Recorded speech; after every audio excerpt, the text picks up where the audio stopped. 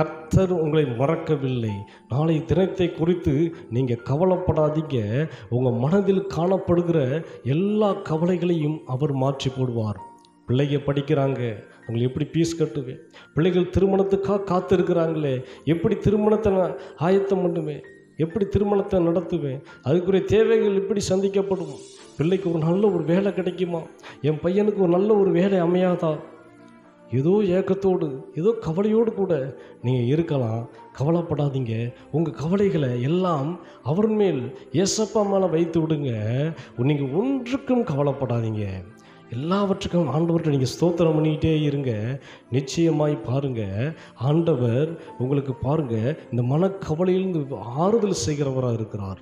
அதிலிருந்து உங்களை விடுதலை தருகிறவராய் இருக்கிறார். உங்களை ஆசீர்வதிக்கிறவராய் இருக்கிறார்.